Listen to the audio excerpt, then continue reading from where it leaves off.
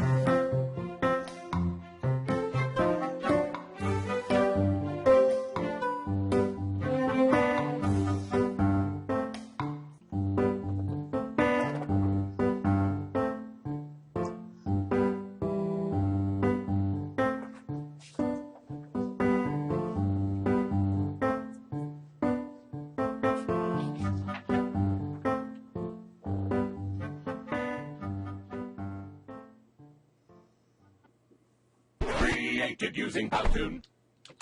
Okay, so that's the Pygmalion effect, and that's the famous study that kicked it off. I once had a journal article called from the Brain Sciences Journal that talked about the first 212 studies of the Pygmalion effect. So it's been studied extensively. And a management professor from Israel named Dov Eden came up with a model to explain this and portray it. Basically, the Pygmalion effect is that people become what others expect them to become. So a boss has assumptions about an employee. Let's use a negative example. He says, this is a lousy employee. I don't know why he was ever hired. And so his behavior, he watches this guy like a hawk. He's on his back. He's criticizing him, correcting him all the time. The employee's perception is, boy, the boss is on my back all the time. And the employee's assumption is, I must not be suited for this job. This is just not for me. And so when the boss wasn't around and when the employee could do it, he would take a break and kind of try to not do so much, and probably was pretty lazy at the time because he wasn't any good at the job anyway, and the boss's conclusions were confirmed that he was a lousy employee. Now that's going negative. It could go positive also, but that's the idea of the Pygmalion effect. Now to illustrate this, we're going to see a fun movie. It's called Johnny Lingo. It was written up as a story in Reader's Digest about 10 years ago, but it's also been made into a movie by my church. Again, it's no doctrinal stuff in this at all, but it's a great story to illustrate the Pygmalion effect. So this story takes place on the South Sea Islands, island around 1890, I'm guessing, not exactly sure. Young women at this time got married in their teens. That's the culture and the time. And the function of a woman in this society and culture is to be beautiful and serve her husband. So when a man wanted to marry a woman, he would bargain with her father for her. The more beautiful the woman, the higher the price he'd have to pay. But payment was made in the local currency, which was cows. For a decent wife, you had to pay 2 or 3 cows. A superior wife cost 4 or 5 cows. Now, Johnny Lingo, who you're going to hear about in this story, and the movie's named after him, is the sharpest trader in all the islands, and he's decided to get married. When I say he's the sharpest trader, he always would pay the lowest price and get the best deal. He was also a little past marrying age and was the most eligible bachelor, and all the girls would twitter when he came around because they all wanted to marry him. So as the story opens, he's coming to bargain with the father of the girl that he wants to marry. Okay, so here are the questions that I want you to think about as you see this video. What are the perceptions of Mahana, the bride-to-be, when the story begins? Second, how does everyone react to the number of cows that Johnny offers for Mahana? And lastly, what are the changes in Mahana that occur, and what are the reasons for the changes? So here is the Johnny Lingo video.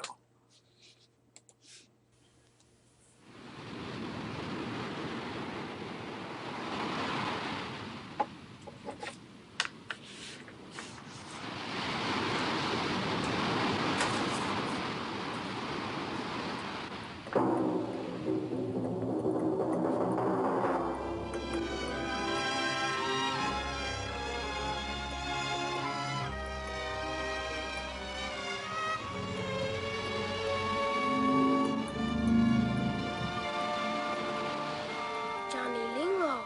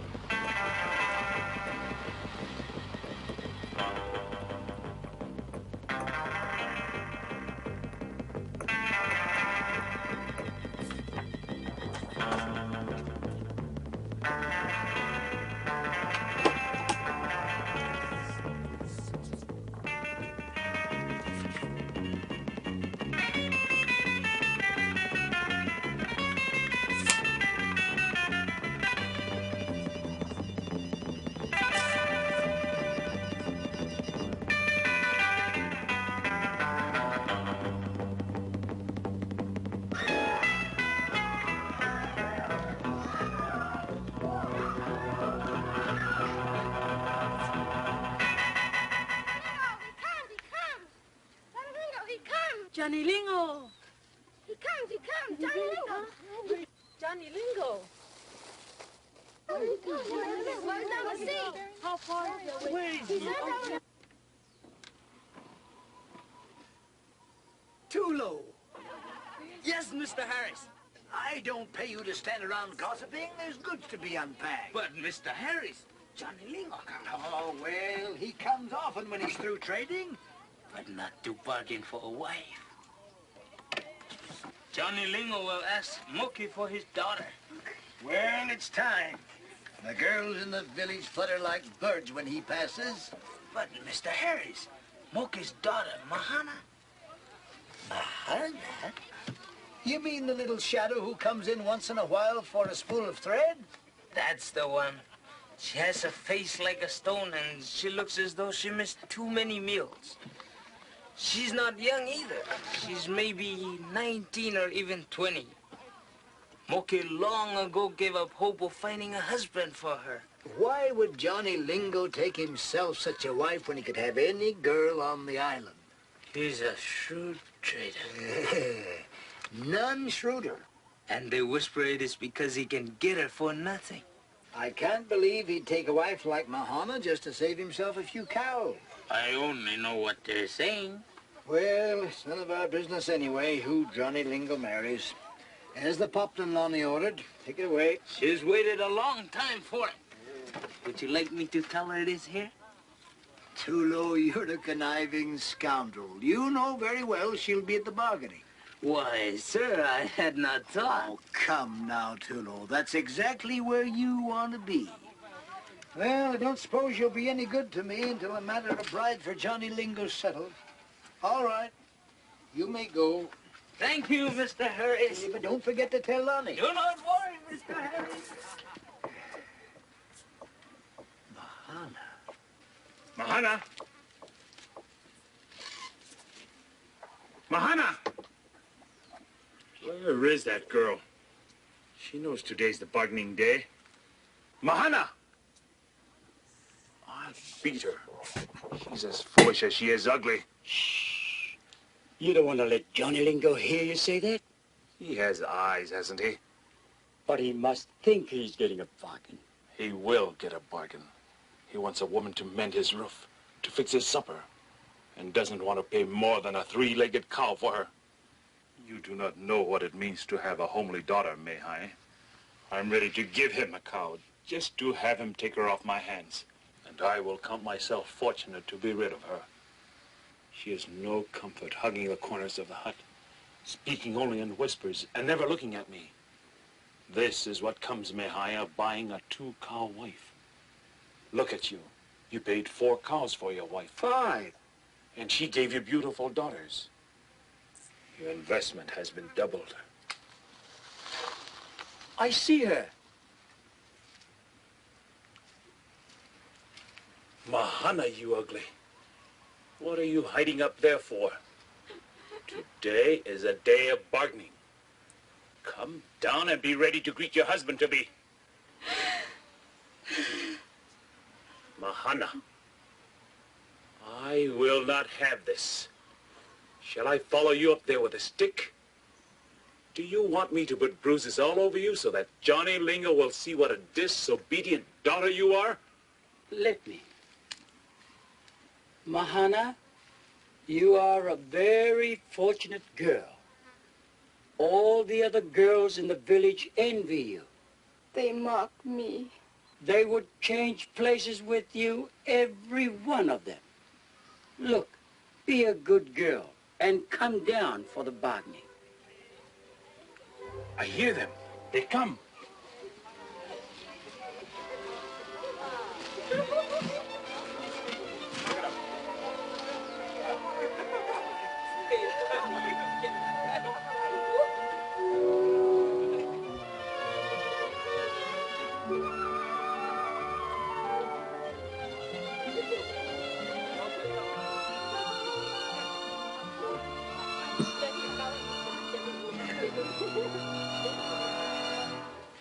Where is Mahana? Would you believe it? That industrious girl is gathering branches to mend the roof of her father's hut. She never stops working. Is that not so, Moke? It is so. She would not stop even for the bargaining, and asked that we go ahead without her. Shall we begin?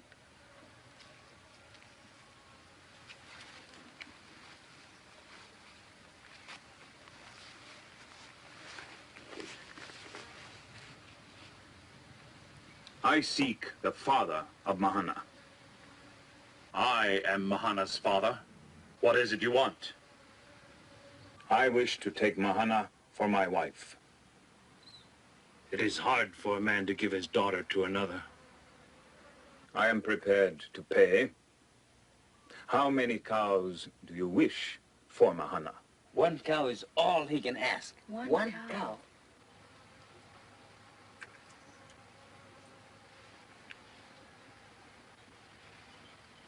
I will consult with my counselor. If he asks for 2 cows, Johnny Lingo will settle for 1. If he asks for 1 cow, Johnny Lingo will settle for the horns and the tail. He is the sharpest trader in all the islands. They'll think I'm crazy. You are crazy if you do not listen to me. I am your counselor. I'm a 4-cow wife myself. Really? My husband paid 5 cows for me. 1 cow.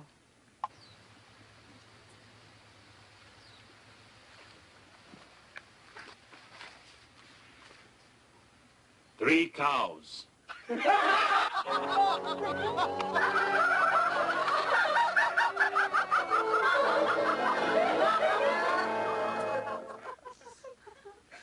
Three cows is many, but not enough for Mahana. I will pay 8 cows.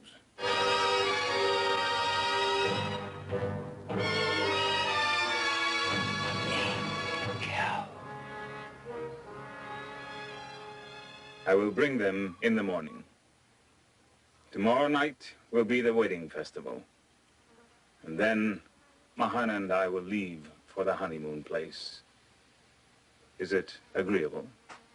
Agreeable.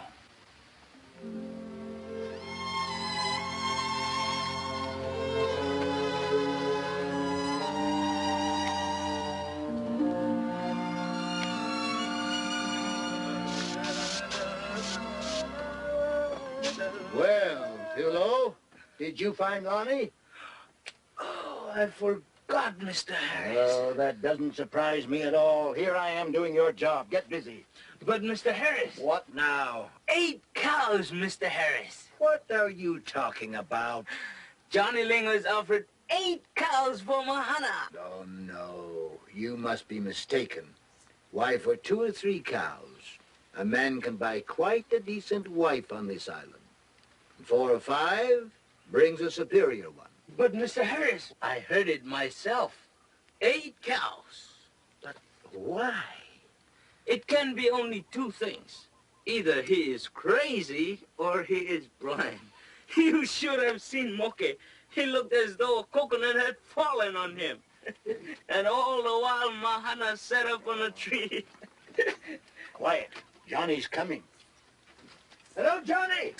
Hello, Mr. Harris. Well, I understand you're getting married. Yes, to Mahana, the daughter of Moki. I brought you something. What's this? It is the shell of a tu'ufai. Yes. Very rare and very valuable. How do you know? I worked one summer for a man who came from a school in America to hunt for them. We found only 2. Well, I don't know. And then I will save it for the captain of a supply ship. Wait! What do you want for it? Not very much. A gift for Mahana. A gift for Mahana. Yes. Let's see. A comb, a bracelet, A mirror. a mirror. Well, let's see.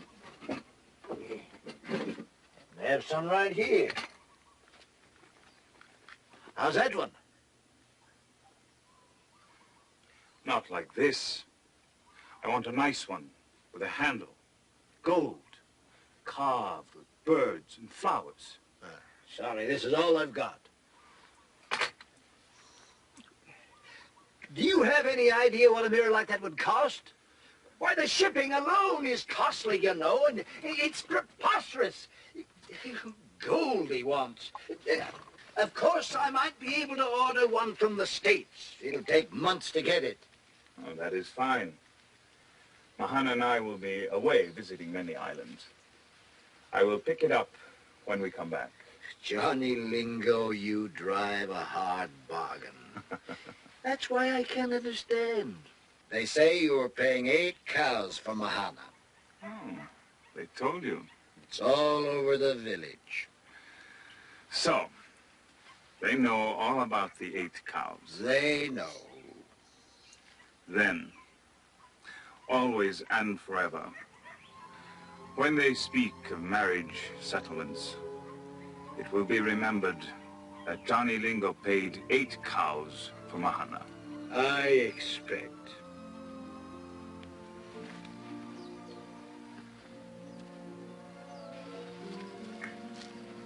So that's it. He's neither crazy nor blind. He's just vain. Poor vain fool. Ungrateful girl. It was bad enough at the bargaining, but how will it look this morning if you're not there waiting for him when he comes at the cows? He will not come. I would not blame him. If he had offered me a cow that gave sour milk, I would have accepted it gratefully. Did you hear them? They laughed. They mocked me. He mocks me. You will see, he will not come. Could it be? Never in the history of our island has a bridegroom changed his mind after the bargaining. Never in the history of our island has anyone paid 8 cows for a wife. And for Mahana. I will admit it seemed incredible. No. Mahana has a head filled with straw. But this once, maybe she's right. You give up too easily, my friend. This morning is not yet over. 8 cows. And I could have been a rich man.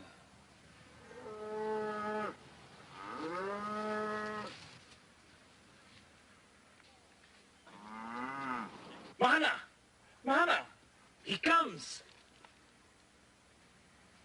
It is only a stray.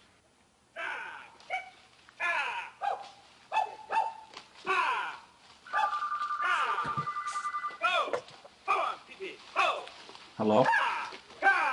4, Hello? 5, 6, 7, 8. That's it. That's it.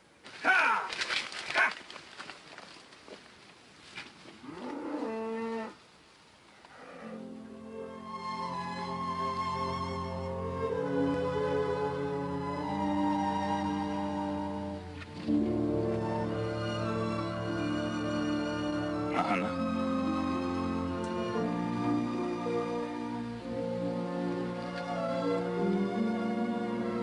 Mahana.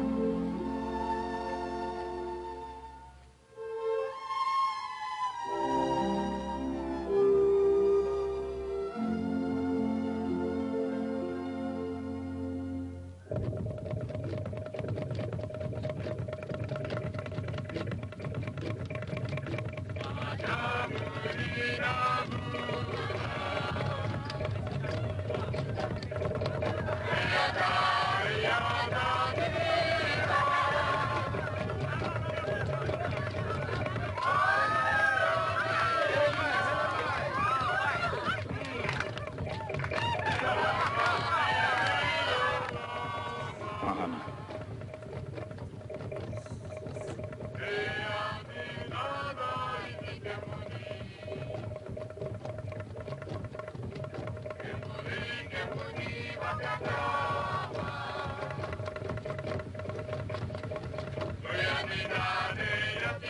Johnny Legal had a cow, traded for an ugly one. Johnny Legal's married now. He'll be sorry all his life.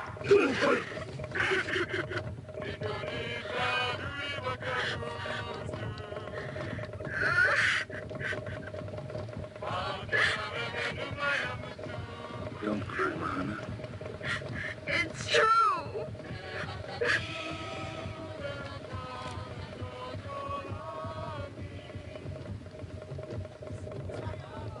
Evening, Moke.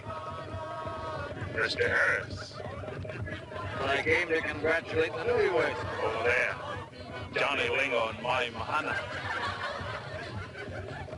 I own 8 cows, you know. I'm a rich man. Stunned her simply. Thank you. I'll join you later.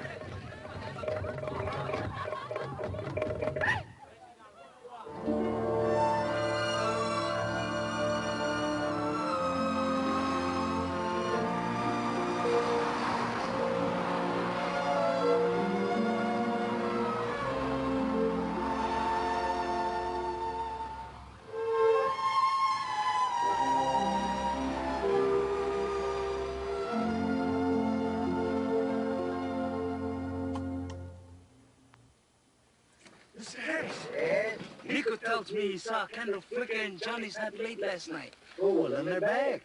It's about time. They've been gone longer than I expected. And that mirror of his has been here gathering dust on my shelf for months. It's a beauty. How do you like that, Tulo? Ah, it is beautiful. Mahana's face will crack the glass. Maybe I'll pay them a call. You know, Johnny was right about the shell. It's worth a small fortune. Least I can do is deliver his gift myself. What's in store for you? I know how you'll watch it. You'll curl up in a corner and sleep while the children rob the candy jar. Oh, no, Mr. Harris. Tulo will what's good.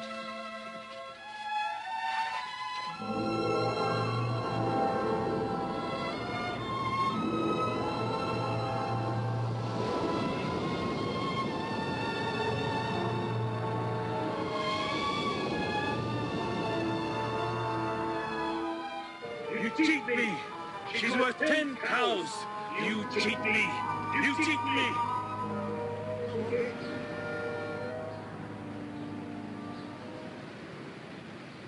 Well, Johnny, Oh, Mr. Harris.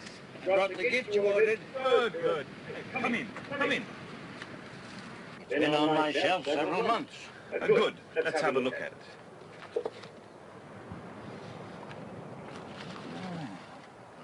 It is just as I wished. No other woman on the island would have anything so fine. No, it's a gift truly fit for an 8-cow wife. Yes. Excuse me. I will take it in to show Mahana. Mr. Harris brought the gift I ordered. That was kind of him. Look, Oh, like it? it's the most beautiful thing I've ever seen. I wish I had a gift for you. Your gift to me can be seen by all who look at you. I would say hello to Mr. Harris. Good morning, Mr. Harris.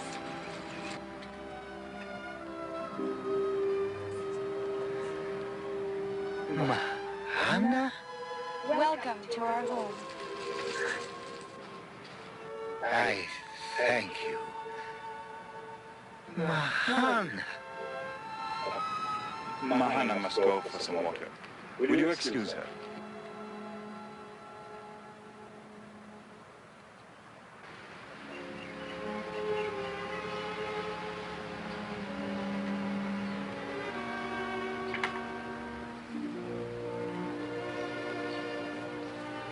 Johnny, I can't get over it. She's beautiful. I have loved her ever since we were children. She was always beautiful. Tell me, do you think 8 cows was too high a price for her? No. Neither does Moki. In fact, he was just here before you came to accuse me of cheating him. Mahana, he says, is worth 10 cows if she is worth a hoof. I don't understand. What happened? It was the cows. The cows? Think what it must mean to a woman.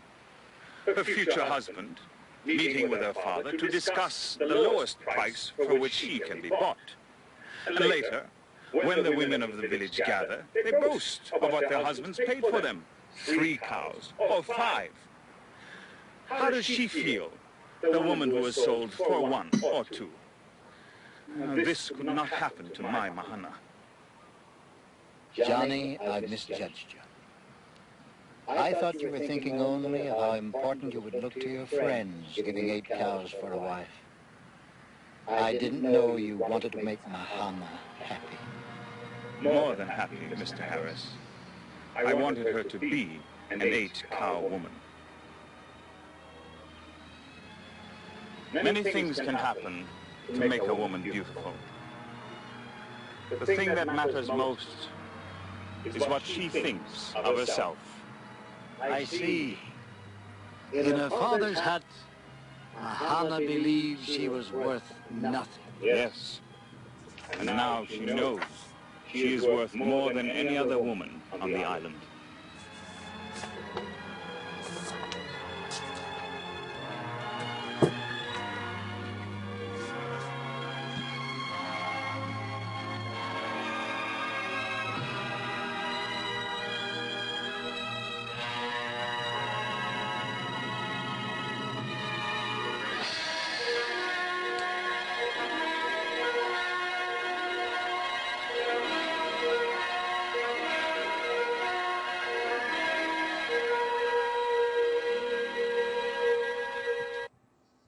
Okay, so that's a good example of the Pygmalion effect.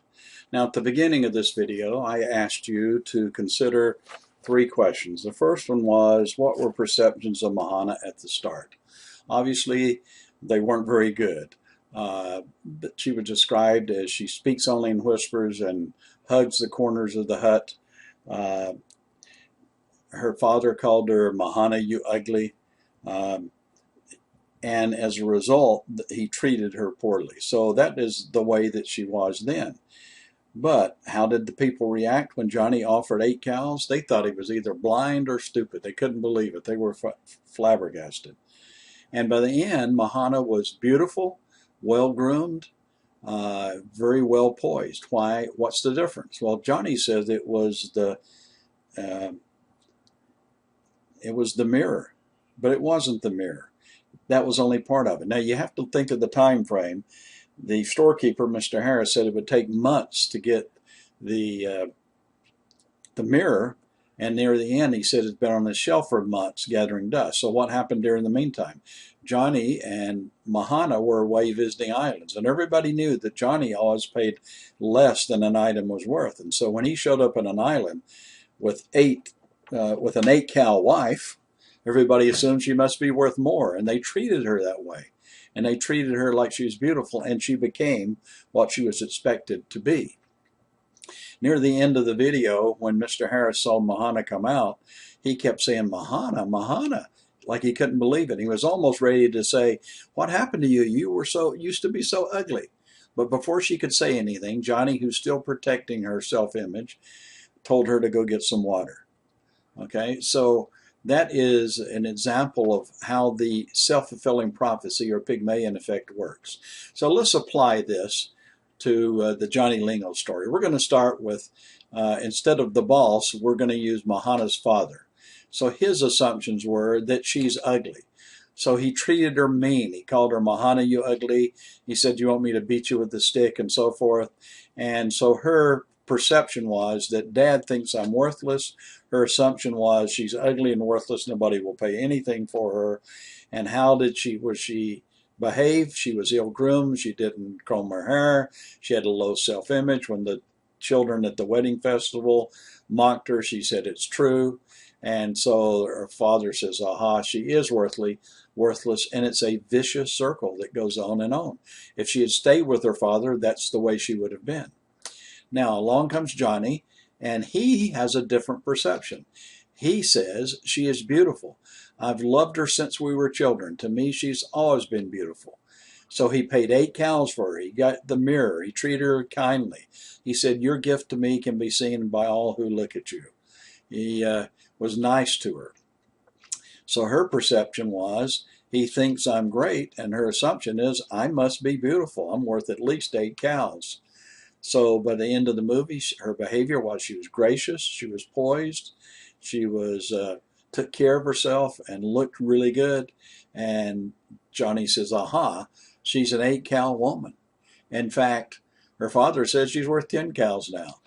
So instead of being a vicious circle, it's a virtuous circle. So what's all this got to do with leadership? Often the way that we treat others will determine what they become and what we expect them to be. I once saw in a doctor's office a sign that said, "If you want a child to be responsible, give them responsibility." Okay, this ends this video, which is video number 16, and we're going to finish talking about the self-fulfilling prophecy and finish Habit 5 in video 17. So thank you for your attention. I hope you enjoyed it.